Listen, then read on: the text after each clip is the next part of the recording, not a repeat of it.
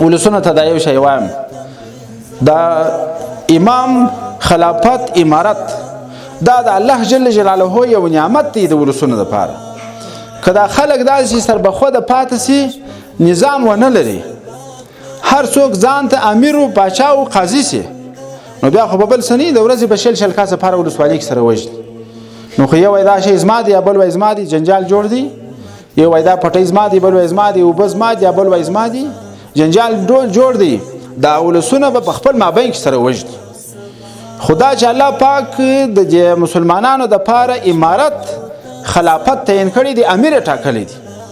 السلطان ذل الله فی الارض، د الله تعالی جل جلاله سایه د پاچا په مځکه کې، د الله تعالی رحمت دی پر مځکه پر خلکو باندې. دغه امارت د دې اطاعت پر ټولو مسلمانانو باندې فرض دی. یا ایها الذین آمنوا اطیعوا الله واطیعوا الرسول واولی الامر منکم. نو چې اطاعت د الله او د الله د رسول د امیر د فرض.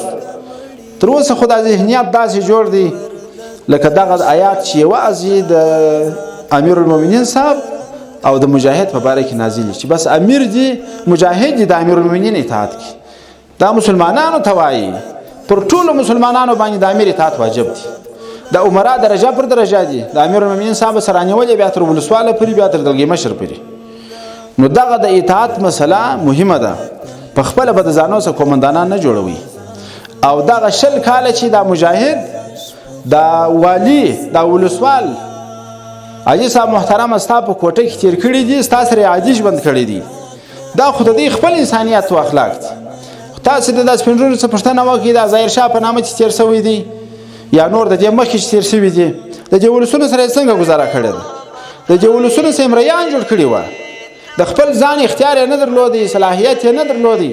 2 کاله عسکري ده، 2 کاله عسکري ده، دغسې یو عادي عسکر به را روان و، نه به ټوپک ورسره و، نه به بل څه ورسره وه، پر خلکو بیا ججام درلوده، دغسې به کشوي ولسوالۍ ته بې ځغلوي.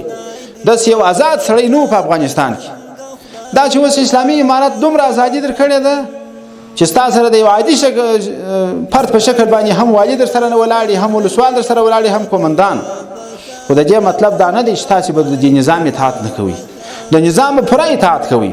په خپله به د ځانه قاضیان نه جوړوئ، د ځانه څه به قومندانان نه جوړوئ، د ځانه څه به ولسوالان نه جوړوئ چې په مابین کې مو جنجال راسي، د ټوپک په خوله خلاصوي یا د لرګي په خوله خلاصوي یا خدای مکړه سره وژني. دا جرم دی. اسلامي امارت په دغه میدان کې د هیڅ خیال نه ساتي.